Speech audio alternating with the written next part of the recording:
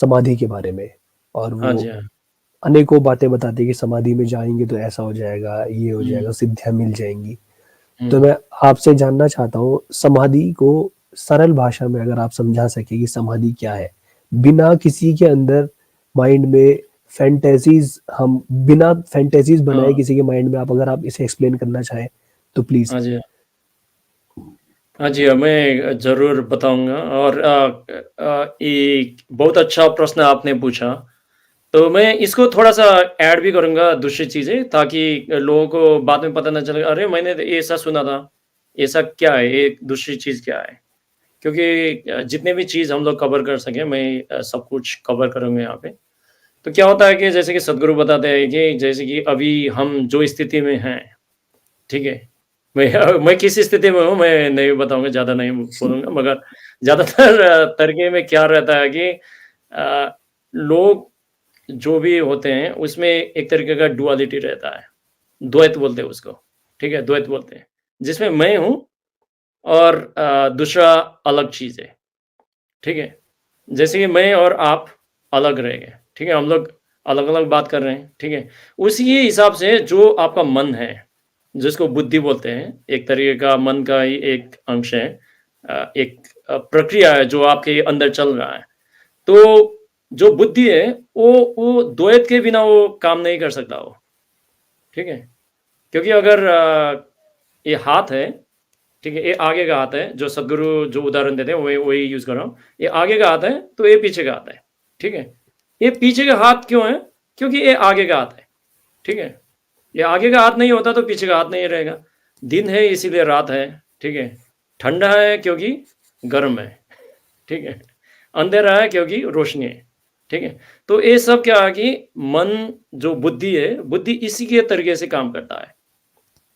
और जब तक आप ये रेफ़रेंस, क्योंकि इसमें क्या होता है कि इसमें जो कुछ हम लोग सत्य बोलते हैं, इसमें सत्य नहीं रहता, ठीक है? ये किसी भी चीज़ को रेफ़रेंस के तरीके से इससे तुलना करता रहता है। तुलना के बिना आपका बुद्धि का कोई काम नहीं है, ठीक है? जैसे कि आपको ठंड लग रही है क्योंकि आपने गर्म को महसूस किया है, ठीक है? इसीलिए इसमें रिलेटिव रहता है। मान लीजिए कि आप बहुत बहुत गर्म जगह से आप थोड़ी-सी गर्म जगह में आएँगे तो आपको ठंडा लगेगा, है नहीं? हाँ, ठंडा लगेगा। मगर आप ठंडी जगह से वहीं पे आएँगे तो गर्म लगेगा, ठीक है? वो ठंडा भी नहीं था, गर्म भी नहीं था, मगर आपको ठंडा या गर्म इसलिए इसलिए लगा क्योंकि आप या तो गर और भी गर्म जगह से आए या फिर और भी ठंडा जगह से आए, ठीक है? तो इसी की वजह से जो भी आपकी जो 5 इंद्रियाँ हैं ये सिर्फ़ तुलना की वजह से ही काम करता है। इसमें सात्विक सात्विक सत्य आप अनुभव नहीं कर पाएँगे पाँचों इंद्रियों से। तो इसकी वजह से हम लोग ध्यान की पद्धतियाँ धारण करते हैं। तो इसकी ध्यान की पद्धतियाँ में जाने के लिए आपको एक मार्ग रहता है जो पतंजलि जी ने भी दर्शाया गया है, ठीक है? अष्टांग योग बोलते हैं। तो उसमें क्या रहता है कि प्रत्याहार होता है, उसके बाद धारणा रहता है, उसके बाद ध्यान रहता है और समाधि आता है, ठीक है? ये 4 पद्धतियाँ, उसके आगे भी और 4 होते हैं, मैं उसमें नहीं जाऊँगा क्योंकि हम लोग सिर्फ़ समाधि की बात कर रहे हैं अभी। योग के बारे में, योग की पूरी प्रक्रिया के बारे में नहीं। तो क्या होता है कि जो भी हम लोग समाधि बोलते हैं, तो सबसे पहले तो मैं धारणा से शुरू करूँगा, ठीक है? प्रत्याहार का मतलब ये रहता है कि आप जो 5 इंद्रिय हैं, उस 5 इंद्रिय को प्रयोग ना करें। ठीक है? क्योंकि जैसे कि मैंने आपको बताया कि 5 इंद्रियाँ क्या होता है, वो तुलना के हिसाब से काम करती हैं, तो आपको कभी भी सत्य की गहराई को जाने का मौका नहीं देंगे। ठीक है? उसकी वजह से हम लोग वो 5 इंद्रियों को बंद करते हैं, उसको प्रक्रिया को बोलते हैं प्रत्याहार।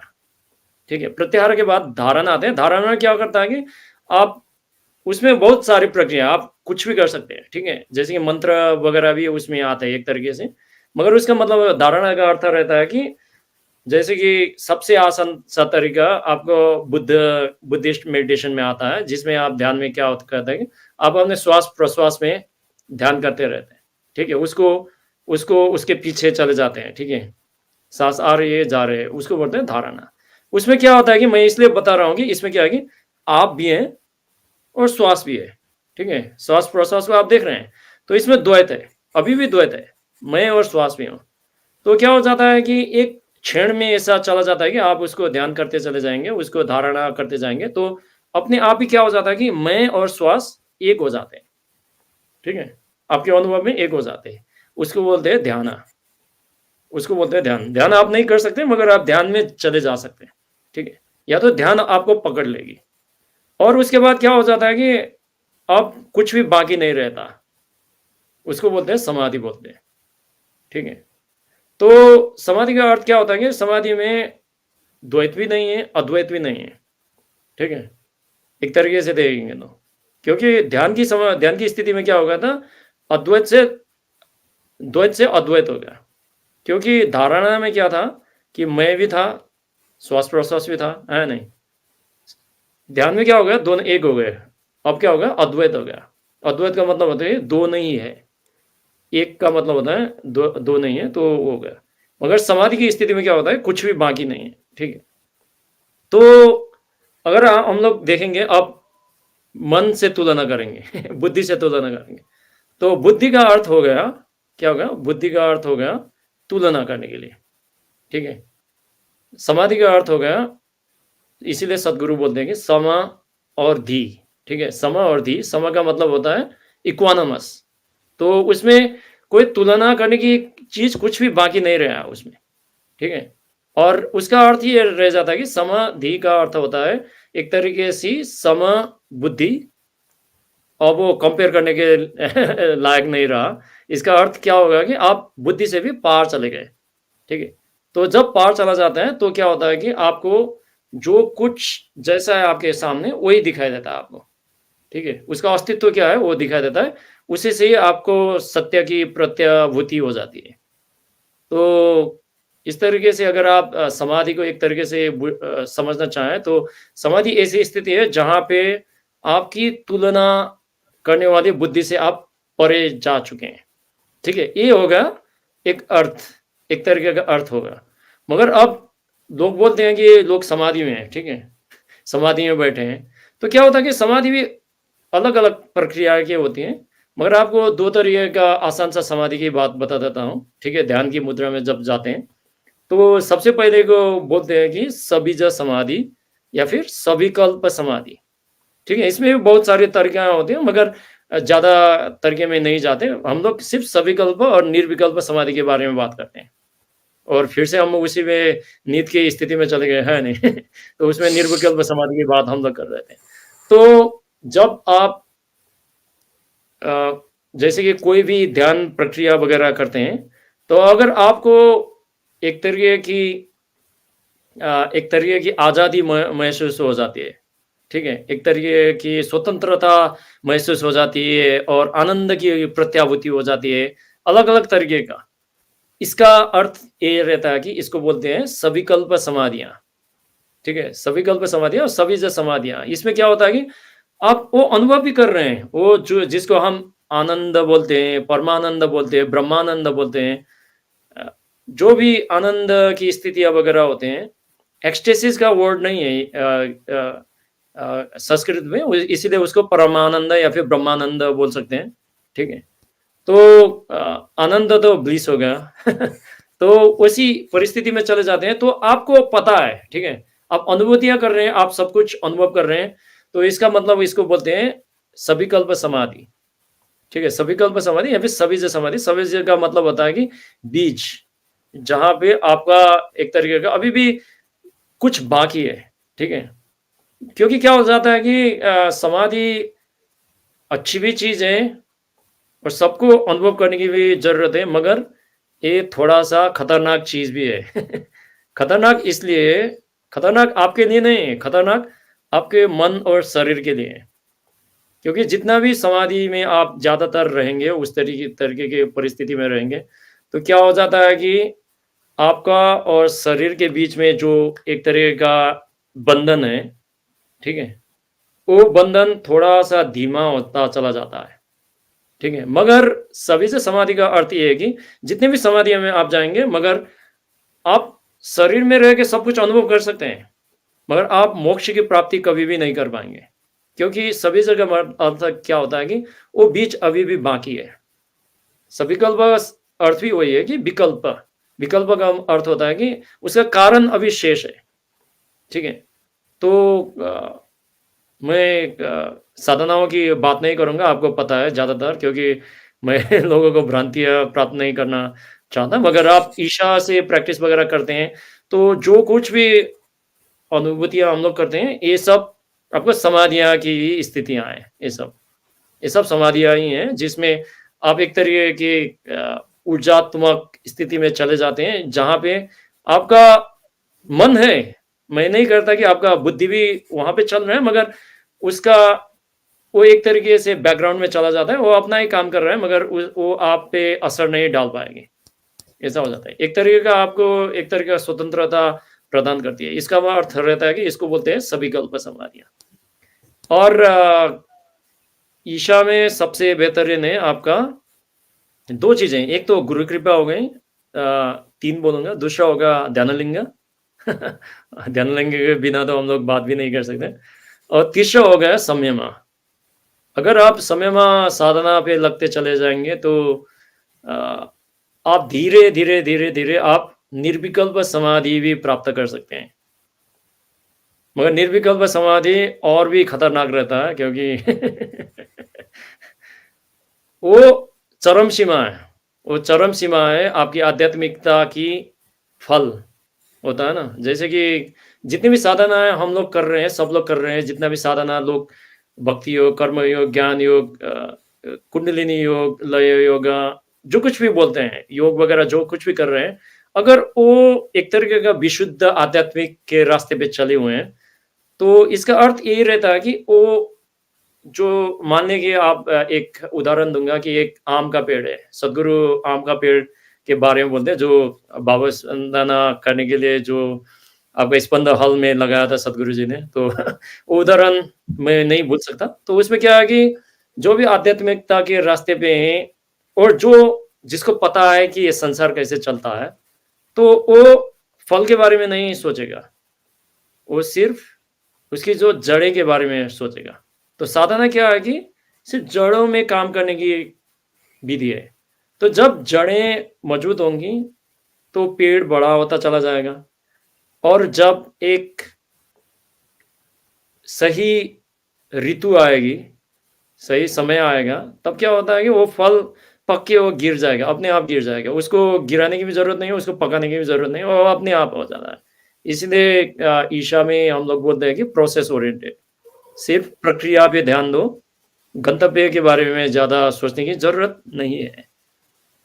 ऐसा नहीं है कि वो महत्वपूर्ण नहीं है, मगर ऐसा तरीका। तो जो फल गिरने की प्रक्रिया है, उसको हम लोग बोलेंगे कि वो है निर्विकल्प समाधि के बाद। तो निर्विकल्प समाधि इसलिए हम लोग बोल रहे हैं कि जैसे कि मान लीजिए कि अभी हम लोग ध्यान कर रहे हैं, तो अनुभूतियाँ हो रही है, सब कुछ अनुभूतियाँ हो रही है, बहुत अच्छा लग रहा है, सब कुछ हो रहा है। मगर उसमें थोड़ी देर के बाद, बैठने के बाद आपको पता चलेगा कि आपकी शरीर आपके आड़े आ रही है। आपने तो समय में भी किया है, मुझे नहीं पता कि कैसा रहा। आपके फिज़िकल तरीके से, मैं अनुभूति की बात नहीं कर रहा, क्योंकि लोगों का पैर सूजन हो जाता है, पैर दुखने लगता है, सब कुछ हो जाता है, रीढ़ की हड्डियाँ पूरा बोलना शुरू कर देगी, ऊ, सब कुछ बोलना शुरू कर देता है। तो उसमें आनंद रहता है, उसमें पूरा सब कुछ रहता है, वो सब आपका निर्विकल्प समाधियाँ की स्थितियाँ हैं, और समय में तो आपका समाधि से पार की भी अनुभूतियाँ हैं उसमें, ठीक है? मगर वो उसमें मैं नहीं जाऊँगा, मगर अ, एक तरीके से क्या होता है कि मैं इसलिए ये बोल रहा हूँ, क्योंकि जो निर्विकल्प समाधि हम लोग बोल रहे हैं ना, उसका अर्थ ये रहता है कि अगर आप ध्यान में बैठना शुरू कर दिया, तो आपके लिए सब कुछ गायब हो गया। आपका मन भी नहीं है, शरीर भी नहीं है, कुछ भी नहीं है, और अगली बार आप आँख खोलेंगे, तो आपको पता भी नहीं चलेगा कि 5 मिनट हो गए या फिर 10 मिनट हो गए, 1 दिन हो गया, 2 दिन हो गए, या फिर 3 दिन हो गए, या फिर 2-3 महीने हो गए, या फिर कुछ साल हो गए। तो उसको बोलते हैं निर्विकल्प समाधि। तो इसीलिए मैंने आपको पहले भी बताया था कि जो सुषुप्ति की स्थिति रहती है, उसको निर्विकल्प समाधि से कंपेयर किया जाता है, तुलना की जाती है। इसीलिए सद्गुरु बोलते हैं कि हर रात, हर इंसान को निर्विकल्प समाधि प्रकृति ने एक तरीके से वरदान के तरीके से दिया गया है। तो इसीलिए आपने देखा होगा कि जो भी योगियाँ बहुत लंबे समय तक समाधि की स्थिति में चले जाते हैं, तो उसको खाने की भी ज़रूरत नहीं है, कुछ भी नहीं ज़रूरत नहीं रहती है क्योंकि उसमें ज़्यादा प्रक्रिया रहती है, मैं उसमें नहीं जाऊँगा मगर जब वो लोग उठते हैं तो उन उन उन लोगों के शरीर में जिस तरीके के शरीर में हमारा बदलाव होता है, उतना नहीं होता, उससे भी रिजुविनेट हो जाते हैं वो लोग, ठीक है? उससे भी यंग हो जाते हैं, ऐसा रह जाता है। क्योंकि जो समाधि की दूसरी बात मैं करूँगा कि जब इंसान समाधि में चला जाता है, तो क्या हो जाता है कि क्योंकि आपका शरीर, जो भी शरीर है, शरीर और मन से आपका दूरी बन जाती है एक तरीके से, ठीक है? एक तरीके से दूरी बन जाती है, उसकी वजह से क्या हो जाता है कि अ, अगर आपने कुछ अलग तरीके के आयामों को अनुभव किया होगा, जिसको हम एक तरीके से आध्यात्मिक आयाम बोल सकते हैं, स्पिरिचुअल एक्सपीरियंसेस, ठीक है? एक तरीके से। तो उसका अर्थ ये रहता है कि आपकी कुंडलिनी जागृत हो गई है और वो कुंडलिनी ऊर्जा आपके शरीर से एक तरीके से तीव्र तरीके से वो ऊपर चढ़ रही है। चक्रों के बारे में तो हम लोगों ने पिछली बार भी बात किया था थोड़ा बहुत। तो तो क्या हो जाता है कि जब वो ऊर्जा आपके शरीर से प्रभावित हो रही है, तो जो समाधि की स्थिति होती है, उसमें आपका सहस्रार और मूलाधार के बीच में एक तरीके का हाईवे बन जाता है, ठीक है? एक तरीके का हाईवे बन जाता है और उसकी वजह से क्या हो जाता है कि आपका जो भी शरीर है, एक तरीके का मार्ग बन जाता है, एक तरीके से जो भी हम लोग एक तरीके से क्या बोल सकते हैं, कॉस्मिक एनर्जी भी बोल सकते हैं एक तरीके का। दैविक शक्ति की जो होती है, वो आपके शरीर से प्रभावित होना शुरू हो जाता है। आपके जो भौतिक शरीर नहीं है, मगर सूक्ष्म भौतिक शरीर जिसको हम प्राणमय कोश बोलते हैं, ठीक है? उससे जो ऊर्जा प्रभावित होना शुरू हो जाता है, तो आपका शरीर सिर्फ़ शरीर ही नहीं रह जाता, वो एक तरीके से शिवलिंग बन जाता है वो। तो एक तरीके से एक यंत्र बन जाता है और उसकी वजह से अगर आप उसी स्थिति में ज़्यादा बढ़ जाएँगे, तो उससे क्या हो जाता है कि जहाँ पे आप उस स्थिति में ज़्यादातर रहेंगे, तो वो जगह प्राण प्रतिष्ठा हो जाएगी अपने आप। तो इसी वजह से आपने देखा होगा कि आपको सनिधि डॉट नेट पता होगा। तो हम लोग जितनी भी जगहों में गए थे, तो उसमें गुफ़ाएँ भी शामिल हैं। जिन जगहों में योगियों ने जाके समाधियाँ की स्थिति में रहे थे वो लोग। तो सद्गुरु शिव ब्रह्मा ने भी बहुत सारी जगहों में निर्विकल्प समाधि ली हुई थी, 10 दिनों में कितने सारे दिनों में। तो आप मान लीजिए कि सिर्फ़ 10 दिनों में, 5 दिनों में उस जगह में 100 साल से भी ज़्यादा हो गया, सद्गुरु श्री ब्रह्मा जी ने वहाँ पे उस समाधि की स्थिति में वहाँ रहे थे।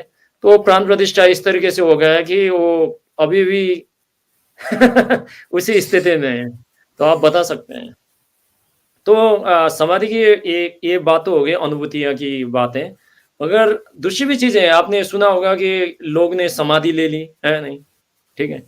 तो उसी के आपके पिछले वाले प्रश्न से ये संबंधित रहता है, जिसमें आपने बोला था कि शरीर को त्यागने के मृत्यु के बारे में और नींद के बारे में, है नहीं? तो क्या हो जाता है कि जैसे कि हम लोग बोलते हैं कि आध्यात्मिकता की अंतिम चरम सीमा है निर्विकल्प समाधि और निर्विकल्प समाधि से ही होता है, जैसे कि मैंने बोला कि आम अपने आप ही पक के गिर जाता है। उसका मतलब हो जाता है कि आपकी जितने भी कर्म है ना, वो कर्म या तो खत्म हो गया या फिर कर्म से इतना दूरी बन गया कि वो कर्म का आपके ऊपर प्रभाव नहीं है, तो क्या हो जाता है कि आप अगर निर्विकल्प समाधि लोग बोलते हैं कि निर्विकल्प समाधि में अगर आप ज़्यादा समय तक रह गए, तो क्या हो जाता है कि आपका जो जीव होता है, बीइंग बोलते हैं इंग्लिश में, ठीक है? अंग्रेजी में, जो प्राणी और जीव भी बोल सकते हैं, आत्मा या फिर जो कुछ भी बोल सकते हैं। तो आपका जो बीइंग होता है, वो बीइंग भूल जाता है कि मैं शरीर हूँ, ठीक है? उसको पता चल जाता है कि मैं शरीर हूँ या फिर भूल जाता है कि मैं शरीर हूँ। क्योंकि अभी तक क्या होता है कि आप जाके सो गए, सोने के बाद जब आप जाके उठ जाते हैं, तो अपने ही शरीर में जाग जाते हैं, है या नहीं? इसका मतलब क्या हो गया कि जो बीइंग होता है, वो वापस आ गया शरीर में और जागृत हो गया कि वो उसको लगता है कि मैं ही शरीर हूँ। अभी तक क्या होता है कि हम लोग बोल रहे हैं कि आपने हम लोगों ने पढ़ा हुआ है कि मैं शरीर नहीं हूँ, मैं मन नहीं हूँ, मगर वो तो सिर्फ़ क्या होता है मन की गहराई में।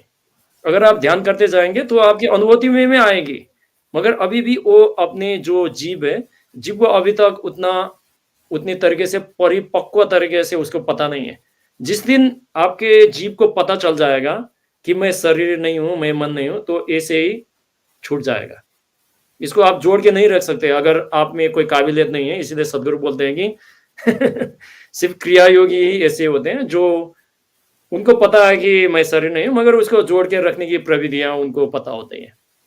तो ऐसा रहता है, तो क्या होता है कि अगर आपको पता होता है कि मेरा अंतिम घड़ी आ रहे हैं, तो आप जाने अपने आप ही शरीर को त्याग के जा सकते हैं या फिर एक घड़ी ऐसे चुन सकते हैं अपनी एक तरीके से योग की विधि से आप शरीर को छोड़ के जा सकते हैं ऐसे ही।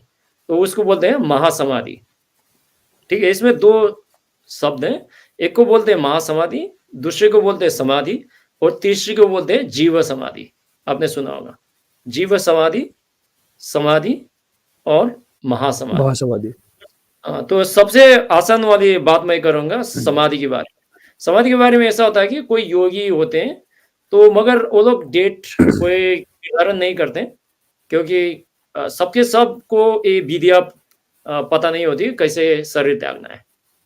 वो लोग रियलाइज़्ड बीइंग्स हैं, उन लोगों को आत्मज्ञान सब कुछ पता चल चुका है, मगर जब वो लोग शरीर त्यागते हैं, तो क्या होता है कि उनके शिष्य वगैरह उनकी समाधियाँ बनाते हैं, ठीक है?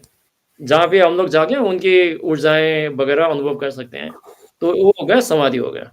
समाधियाँ सिर्फ़ शरीर की नहीं, उनकी अस्थियाँ की भी समाधि बना सकते हैं लोग, ठीक है? तो एक तरीके का वो हो गया। जैसे मैं आपको उदाहरण दूँगा कि एक था मस्तान स्वामी थे, जो रमन महर्षि के पास आए थे, ठीक है?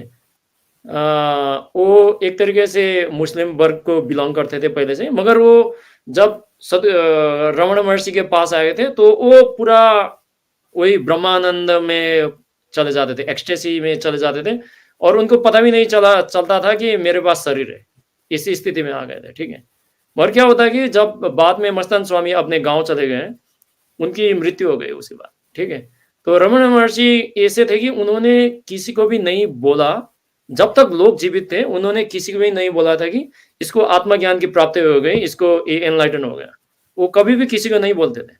मगर जब उनको पता चला कि मस्तान स्वामी गुज़र गए, तो उन्होंने बताया कि अ, आ अपने शिष्यों को बोला कि आप लोग जाइए, ठीक है? आप लोग जाइए मस्तान स्वामी की गाँव पे जाइए और वहाँ जाके उनके लिए समाधि बनाइए, ठीक है? तो मुझे सौभाग्य प्राप्त हुआ, ये कांचीपुरम से थोड़ा-सा नीचे एक गाँव में है, तो मैं गया था वहाँ पे। तो वहाँ पे भी बहुत शक्तिशाली समाधि है उनकी, मस्तान स्वामी की। तो सन्निधि.नेट में भी आपको पढ़ने को मिलेगा।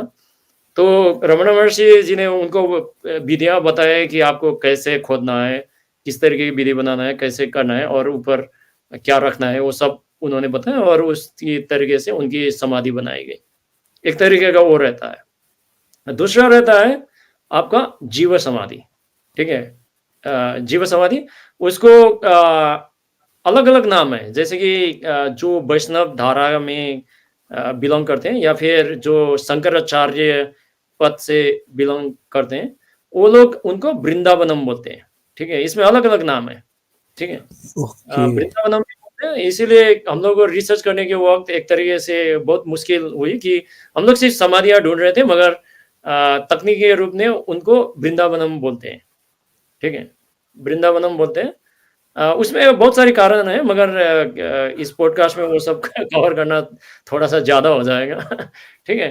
तो क्या हो जाता है कि उसमें जो योगी होता है जो योगी होता है, उसको करुणा बहुत है, ठीक है? सबके पास प्राण प्रतिष्ठा करने की क्षमता नहीं रहती, ठीक है? आत्मज्ञान हो गया, सब कुछ हो गया, मगर उनमें वो प्राण प्रतिष्ठा करने की क्षमता नहीं होती। वो जिस तरीके से अपनी शक्तियों को विचरण करने की प्रविधियाँ नहीं होती, तो वो लोग क्या करते हैं कि जब उनको पता चल जाता है कि अब मेरा काम खत्म हो गया, ठीक है? अब मुझे मोक्ष की प्राप्ति करनी है, तो क्योंकि उनके शिष्य अभी भी हैं, बहुत सारे शिष्य अभी भी हैं जो उनकी तरफ देख रहे हैं, ठीक है? क्योंकि साधना का रास्ता इतना आसान नहीं है। तो वो क्या करते हैं कि अपने जो भी ऊर्जा है, आध्यात्मिक ऊर्जा है, उसको पीक पे लेके जाते हैं, अपनी चरम सीमा में लेके चले जाते हैं। उस स्थिति में निर्विकल्प समाधि की स्थिति में चले जाते हैं और उस एनर्जी को वहीं पे लॉक कर देते हैं उसको। ठीक है? उसमें बंद कर देते हैं, उसको अटका देते हैं और उसके बाद अपने शरीर को त्याग देते हैं, ठीक है? तो उसकी वजह से क्या हो जाता है कि जो शरीर रहता है, वो उसी स्थिति में रह जाता है और जो ऊर्जा होती है, उसको लॉक करने की वजह से वो शरीर चरम शक्ति की स्थिति में वो प्राण प्रतिष्ठित हो जाता है। तो उसके बाद उसकी समाधियाँ बना जाते हैं। तो जीव समाधि का अर्थ यही रहता है कि वो अपने आप शरीर चले छोड़ के चले गए मगर ये महासमाधि से भी बहुत शक्तिशाली रहता है। इसीलिए आपको पता चलेगा कि जो कोई भी ये पथ की वजह से आपको पता चल जाएगा कि कोई क्रिया योगी रहता है या फिर सिद्धर जिसको बोलते हैं तमिलनाडु में और जो भी नवनाथ योगी थे और आपको महाराष्ट्र में जीव समाधि को संजीवन समाधि बोलते हैं, ठीक है? संजीवन समाधि बोलते हैं और पिछली बार मैंने बहुत सारी समाधियाँ भी के बारे में भी पता चला है। ये आपका सौराष्ट्र क्षेत्र में जो गुजरात में है, वहाँ पे भी एक अक्का ने मुझे कॉन्टैक्ट किया था। मैं यात्रा तो नहीं करना चाहता अभी मगर उन्होंने एक निमंत्रणा दी हुई है। वहाँ पे तकरीबन 70 के आस-पास समाधियाँ मिली हैं वहाँ पे और वो बोल रहे हैं कि वो पूरा अभी भी जागृत हैं। तो देखते हैं कि कैसा रहता है, अभी चल रहा है उसका काम। वो लोग डॉक्यूमेंट्री भी बना रहे हैं अभी, तो एक बहुत ही अलग पथ का है। तो इसके हिसाब से क्या हो जाता है कि हर समाधियाँ और जीव समाधि एक तरीके से नहीं होती, मगर जिस पद से वो बिलॉन्ग करते हैं, जितना साधना उन्होंने किया है और उस हर चीज़ की बदौलत क्या करता है कि जैसे कि मैंने बताया कि जो गुरु रहता है या फिर योगी रहता है, वो नहीं चाहता कि जितना भी आध्यात्मिक ऊर्जा उन्होंने एकत्रित किया हुआ है, ठीक है? अ, अब उनको तो मोक्ष मिलने वाला है, उसका तो उसका कोई काम नहीं है नहीं? तो वो क्या करते हैं कि ऊर्जा को चरम सीमा में लेके चले जाते हैं, उसको लॉक कर देते हैं और अपनी शरीर त्याग देते हैं। तो उसकी वजह से आपको पता होगा कि बहुत सारे मंदिर आपके गोवा में भी है, मैं गौड़पाचार्य मठ में भी गया था गोवा में, तो वहाँ पे भी मंदिर समाधि के ऊपर बनाए गए हैं। आपको ऐसा आपको श्रृंगेरी के आस-पास भी मिलेंगी, बहुत सारी जगहों में। और उसी के तमिलनाडु में बहुत सारे मंदिर ऐसा है कि जितने भी बड़ी-बड़ी मंदिर हैं बनी गए हैं उनके नीचे समाधियाँ भी हैं। और 1-2 चीज़ कंट्रोवर्शियल चीज़ें भी हैं, मैं उसके बारे में बात नहीं करना चाहता क्योंकि हम लोगों को सिर्फ़ उसको प्रयोग करने की ज़रूरत है। तो ये कैसे है, कैसा है ये ज़्यादा ज़रूरी नहीं है एक आध्यात्मिक अ इंसान के लिए क्योंकि ऊर्जा मुझसे आ रही है या फिर शिवलिंग से आ रहे हैं, सद्गुरु से आ रहे हैं या फिर आप से आ रहे हैं, उससे कोई फ़र्क नहीं पड़ने वाला है एक आध्यात्मिक व्यक्ति को क्योंकि ये ऊर्जा तो आपके शरीर से परे है। तो जीव समाधि इसको बोलते हैं, ठीक है? तो जीव समाधि आप संधिति डॉट नेट में जाएँगे या फिर यूट्यूब वगैरह या फिर गूगल में देखेंगे, आपको बहुत सारी जगह भी मिल जाएँगी। और आपका तीसरा वाला हो जाता है महासमाधि, ठीक है? तो महासमाधि वही होता है महासमाधि वही होता है कि 2 तरीके से कर सकते हैं। एक तरीके से अगर आपको पता चल जाएगा कि अब मेरा शरीर त्यागने का मौका आ गया, तो आप तैयारी करते हैं और जब समय आ जाता है तो आप अपने आप शरीर को चेतना की स्थिति में छोड़ जाते हैं, तो उसको महासमाधि बोलते हैं एक तरीके से। दूसरा तरीका हो जाता है आप एक प्रक्रिया को फ़ॉलो करके आप छोड़ सकते हैं। जैसे कि जैन गुरुओं के बारे में भी है, वो लोग क्या करते हैं कि भोजन कम करना शुरू कर देते हैं, ठीक है? अगर उन लोगों को अब ये महासमाधि लेना है। उनके मार्ग में नाम अलग रहता है, जैसे कि मैंने बताया, मगर महासमाधि का अर्थ रहता है कि आप अपने आप ही शरीर को छोड़ के जा सकते हैं और सद्गुरु बोलते हैं कि महासमाधि ही अंतिम प्रविधि है जो योगी करना चाहता है हमेशा। तो यही इसी की वजह से उसको पता चल जाता है कि सफलता क्या है। ठीक है, तो इसी का मार्ग है। अगर आपको उसके नज़दीक भी पहुँचना है, महासमाधि अगर आपके पास महासमाधि का कोई एक तरीके का बोल सकते हैं कि एक तरीके की संभावनाएँ बनानी है, तो सबसे पहली चीज़ तो वही होगी निर्विकल्प समाधि की तरफ ही आगे बढ़ना है क्योंकि निर्विकल्प समाधि के बाद ही महासमाधि संभव है, एक तरीके से मगर जब सद्गुरु आए हैं, तो सद्गुरु की वजह से ज़्यादातर नियम इस साधकों के लिए लागू नहीं होती है, मुझे पता है, मगर मैं ज़्यादा नहीं बोलूँगा क्योंकि उसके बाद ज़्यादातर लोग साधना करना कम कर देंगे तो